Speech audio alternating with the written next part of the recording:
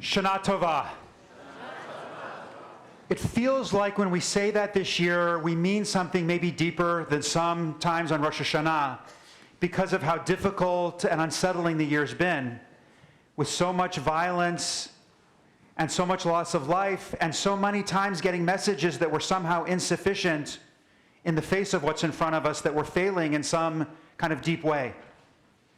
And so what I want to do today, I feel like the questions of the wider world, which are eluding everyone, elude me as well. And so I want to talk about us. I want to talk about our own strengths and capacity for resilience, how we can bring the goodness that we possess to be God's partner in genuinely healing the world. And to do that, I want to talk about the best show on TV right now about resilience, and it is not Ted Lasso. I want to talk about the TV show Bluey. Bluey is an Australian-produced children's television. It's the most popular thing for the under 7 or 8 set. And it follows an anthropomorphic family of 4 dogs. The mother's name is Chili, the father's Bandit, Bingo, who's about 6, who's our hero, and then her sister, Bluey, who's about 6, and her sister Bingo, who's about 4. And so my daughter Naomi is actually into Bluey. She's 26 years old. And thank you, Nina, appreciate that. And she likes it because she enjoys watching an episode before she goes to bed. And she has a couple of reasons why she likes this. First of all, they're less than 10 minutes, so it's a good time length. The people in Bluey are always good to each other, by sharp contrast with the outside world. And every episode has a really lovely lesson about resilience or connection. So Naomi had one episode called Baby Race that she wanted to share with us. So here's how the episode goes. It begins with Bluey and Bingo playing on the monkey bars. Did you expect to come to Rosh Hashanah and hear your rabbi talk about playing on the monkey bars? They're playing on the monkey bars, and Bluey, as all siblings do, is trying to outcompete her sister, talking to her mom about how much better she is on the monkey bars. And her mom keeps saying, listen, you're 2 years older. What do you expect? Run your own race, Bluey. But she keeps pushing and pushing until finally Chili calls them over and they sit for a minute, and Chili reminisces. And she tells a story about when Bluey was a baby. And she went to a mom and baby group, and Bluey in the mom and baby group was the first child to roll over. You can imagine how exciting this was for Chili. So of course she bragged to all of her family and friends, and she'd do the kind of humble brag thing in the mom's group. Oh yes, I guess it is very young to be rolling over. But then one of the other children sat up before Bluey. And this awakened in Chili these deep feelings of competition. She wanted to win. And winning looked like making sure Bluey was the first child to walk in the baby group. So Chili and Bandit frantically start trying to teach Bluey how to sit up, mostly to no avail. Chili even brings Bluey to the doctor, who looks and says, you know, children develop at different moments and everything really looks fine. Then one of the other children starts crawling. And at this point, Chili is just really wanting to win. And she says even, I wanted to beat the other child. And so they start practicing, showing Bluey how to crawl. You know, they go on the ground and they crawl. And so Bluey begins to crawl backwards. They try and entice Bluey forward, but Bluey does indeed go forward by scooching on her bum. And so again, Chili brings Bluey to the doctor. Everything looks okay. Children develop at different times. And then a couple of the other children start to walk. And at this point, Chili is so filled with feelings of embarrassment about her competitiveness, about feeling like somehow she's failed in this competition, that she actually isolates herself and stops going to the group. And so we see her sitting on her porch, and another friend from the group comes to visit with her. So they sit and they chat for a few minutes, and the other mom, the other dog, shows her a picture of her family. She says, I have 8, I think I actually have 9 children. She must have been an ultra-Orthodox dog family. And so Chili says, do you have any advice for me? You've been around the block a few times. And the mom puts her hand on Chili's knee, and she says, you're doing great. And then there's a coda to the story. Bingo says, well, did Bluey ever learn to walk? Which is funny because Bluey's 6 and walks just fine. So her mom says, yes, Bluey learned to walk in the kitchen. And now we see little Bluey sitting across from her mother near a cabinet. Her mom's at the sink doing some dishes. And we hear Bingo's voice saying, why did she learn to walk in the kitchen? And we see Bluey pull herself up, and her mother realizes what's happening and turns around and stretches out her arms for her child. And we see Bluey toddling towards her mother for a hug from her mom. At this point, the four of us, of course, are sobbing on the couch. And I'm trying to think, why does this episode work as well as it does? In part, it's because the four of us also carry around feelings of inadequacy, of comparison to others, of forgetting to run our own race. We also are competing in ways that we can never win because they're not our races. And then to hear this other mother say to Chili, you're doing great, and we realize that it's true because we, in viewing the episode, see the love that surrounds Chili all the time. Even when she's sitting on the porch by herself, the family, Bandit and Bluey, are back in the background playing with each other, just waiting to embrace her when she's ready to come in. So we know she's right. Chili is doing great in doing all the things that moms are supposed to do, which is to bring love and connection into her home. So I want to tell you that you're doing great. Those feelings of failure or inadequacy that you may have, those are just illusions when you've forgotten to run your own race, when you've gotten overly invested in competition. Those feelings of failure and inadequacy, they're just tricks that blind us from the reality, which is that when you bring the love and compassion you have into the world, when you share the gifts that God has given you to make the world better, you are doing great. I like to imagine that this Bluey episode is inspired by a Hasidic story. The Hasidic story that comes to my mind is the story of Zusha. Zusha, who was the most humble of the Hasidic masters, on his deathbed was trembling in fear and concern. And his student said to him, Zusha, why are you so afraid? And he said, I'm afraid because of what will happen to me in the world to come. They say, listen, Zusha, you of all people have a place in the world to come. By the way, yes, Jews believe in heaven. So Zusha says, listen, I'm not afraid that they'll ask me, why weren't you like Abraham? Because I can tell them, I'm not Abraham. I'm not afraid that they'll ask me, why weren't you more like Moses? Because I can say, I'm not Moses. What do you want from me? But I'm afraid that they will say, why aren't you more like Zusha? And then I don't know what I'm going to say. The problem or the challenge that we have is that amid all our gifts and our goodness and the love that we have, we sometimes get out of alignment or pulled away from our deepest, most true selves, from the blessings that we have to bring into the world, from running our own race. And I want to offer us some advice, two of practices to avoid and two to embrace, to better acknowledge or bring our wholeness into the world. The Torah says in the Ten Commandments, in the Aseret HaDibrot, lo tachmod, don't covet. And Sforno, the great commentator, points out that coveting is much bigger than jealousy. Coveting means not merely that I want what you have, but I want the actual something you have in order to take it away from you and to possess it myself. That's coveting. Many of us experiencing coveting for the first time in our life with our siblings because we imagine that our parents' love is somehow a limited commodity, and I can only have more of it if I take it away from my siblings. Some of us forget this is untrue as adults. So think for a moment of the story of Moses and his older siblings, Aaron and Miriam. Imagine for just a minute being Moses' older brother or sister.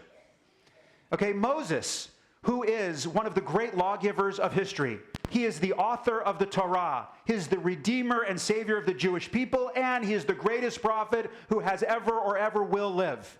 That's a heck of a shadow. And so Miriam and Aaron, at a certain point, become jealous.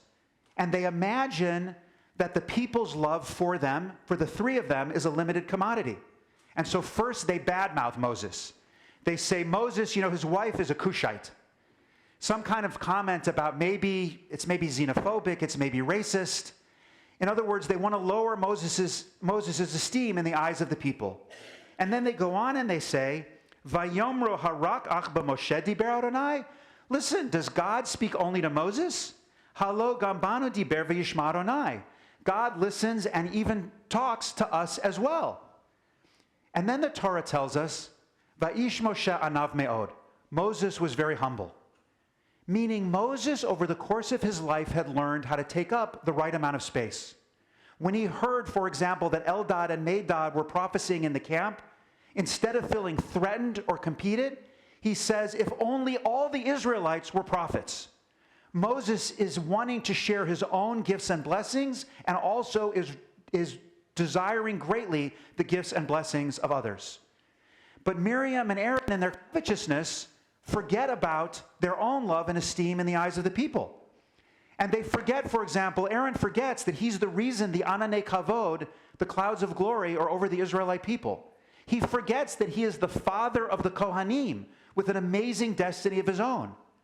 Or Miriam similarly forgets that she is the source of the drinking water of the Israelite people.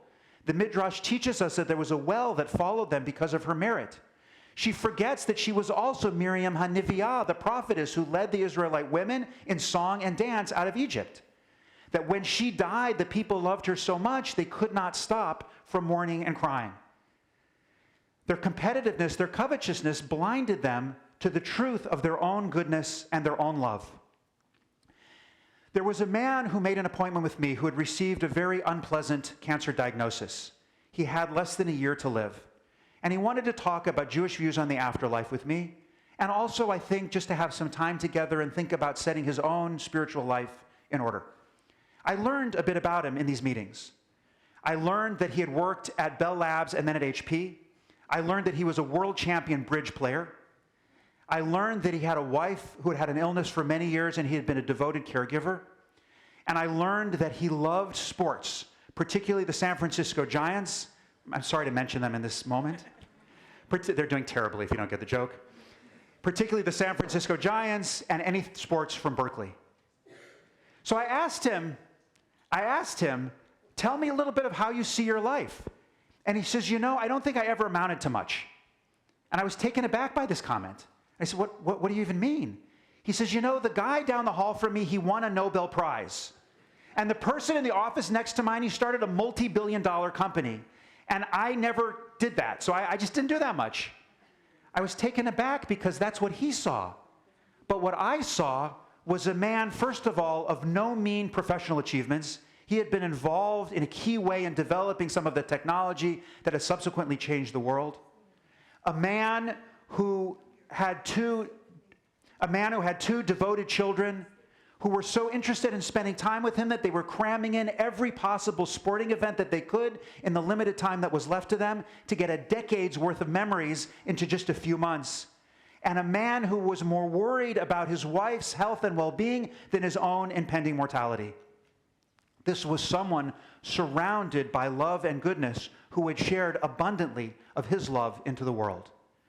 So we have to remember lo tachmod, not to covet. Second, the Aseret HaDibrot, the 10 sayings tell us, lo taseh lecha fesel, don't make a sculpture. And I understand this to mean not just physical representations, but don't try to be something you aren't.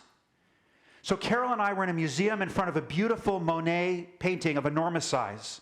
And a group walks into the gallery, and the one woman hands her phone to the other and she says, listen, I want you to take a picture of me in profile in front of the art. So she goes in front of the mural. She looks kind of like this, very intently. They take the picture. She takes back the camera, and they leave the gallery. They didn't actually look at the painting for even a moment. They didn't realize the beauty in which they were in presence of. And they rushed out to go to the next gallery and take another picture for Instagram. We need to remember to be what we are and not pretend what we aren't. Or several years ago, there was a list of the 50 most influential rabbis in the United States. I was never on this list. I remember that I was never on this list. And I had excuses, by the way. They were focused on New York and LA. They were going to never pick a guy from Palo Alto. And when I would do things that were oriented at maybe raising my profile, they let me know we're good, because then I was only trying to be something that I wasn't and forgetting this wonderful community that has embraced me with such love. So we need to remember not to make of ourselves something we aren't. But we also need to think about positive behaviors. In the morning service, one of the first prayers traditional people say are the words, Elohai neshama, shenatata bi taharahi. The soul, God, that you have given me is pure. There's a song, by the way. Elohai neshama shenatata bi tehorahi. Elohai neshama shenatata bi tehorahi. Meaning we should wake up and remember that we are created in the image of God and there is something pure in us. No matter where you've been or what you've done, each day you remind yourself, I have something pure and good in me to express in the world. And second, we have to remember that we need communities that will remind us of our own goodness. The rabbis tell us, Hayom Harat Olam, today is the birthday of the world. And according to Seder Olam, the rabbinic chronology, today is actually the reminder of the creation, not of the world, but of humanity. Rosh Hashanah was the 6th day of creation. And that's the day on which God says the world is Tov Me'od. God identifies that there is a goodness in humanity and in the world. It may feel very hidden right now amid the violence and destruction that we see, but it's there and present, waiting to be evoked. And similarly, we need people to notice that in us. A few years ago, my son Josh was in the midst of a very deep depression that included some suicidal ideation. It was terrifying. Taffy Hoffman, one of our longtime members, reached out to me to go take a walk with her. And she reached out because she had lost a son far too young, and she was trying to open up communication so that if something terrible did happen, I would have somewhere to turn, someone to call. And we took a walk together, and she listened, and we talked, and it was lovely and caring and compassionate. And at the end of the walk, she says, David, I want to tell you something. I want you to know that Josh is very lucky to have you. And I think you're a good dad. And I remember that whenever I'm called on to meet with families, with teens or young adults going through difficult challenges, we sit and we talk and we walk and we listen. Each meeting is unique, but I'm always careful to say, your child is fortunate to have you. You're a good parent. I had a couple once come to me for marital counseling, and I made to them 3 suggestions. First, get the TV out of your bedroom. Second, have a shared bedtime. And third, make sure that every day you give your partner 3 compliments. 3 compliments? They found this overwhelming at first. So they started with little things. Thanks for taking out the trash. Appreciate you doing the laundry. Kind of you to walk the dog. But in making these simple observations, they began to notice more and more the goodness of each other. He noticed, for example, one morning when he opened up his drawer and she'd taken the time just to fold up his underwear as just a kind of hidden act of caring. Or she paid attention the time where she had a difficult day and he put down his phone and really, really listened. And as they began to notice this goodness in each other, the compliments got bigger and stronger. I am so grateful for the loving way you are with your children. It's making them better people. I appreciate so much the ethic and strength that you bring into your work. It's an amazing thing to watch. I am grateful that you're in my life because you make my life better, richer, and more joyous. The great novelist Thomas Mann has the idea of deep and of deep truth. Sorry, I forgot my term. Of deep truth and trivial truth. A trivial truth is one whose opposite is simply untrue. Like, for example, here we are in Palo Alto. If I say here we are in San Jose, it's just wrong and not particularly interesting. But a deep truth is one where the statement and its opposite has a measure of truth. So here is a deep truth. Elohai neshama shenatata bi taharahi. The soul that you, God, have given me is pure. Or as the psalmist puts it, it was you who created my conscience. You fashioned me in my mother's womb. We are made by God with special gifts and blessings that are intended to be shared with the world in acts of service. And, as Pirkei Avot teaches, you come from schmutz and you're returning to dust. Our authenticity arises both in recognizing our fragile, limited nature and also understand that we have blessings and gifts of service to share with those around us. Because service is one of the places where we reveal our hidden wholeness, our true authenticity. If you are feeling stressed, one of the best ways to alleviate your stress is to give an act of service to someone in your immediate circle. If you are having voices of judgment or even feelings of failure, one of the best ways to combat that is to notice and compliment the good in somebody else. You know, I want to tell you all that you are doing great, that you have blessings and acts of service that the world desperately is in need of right now. Chili, Bluey's mom, forgot the goodness and love that surrounded her. She only saw the competition with these other moms, the baby race she wanted to win. But as viewers of that episode, what we see is a home that's filled with love and empathy and connection. We see a baby who first is rolling and then scooching and then toddling just to be near her mom and get a hug. And I want to tell you that your lives are like that. You are surrounded by more blessing and goodness than you can imagine. And if we can let go of our covetousness, our inauthenticity, and embrace the goodness around us, you will be amazed by what you see. Because I'm here to tell you today that you are needed, you are enough, and you are loved. Elohai neshama shenatata bi tehorahi. Elohai neshama shenatata bi tehorahi. Elohai neshama shenatata bi tehorahi.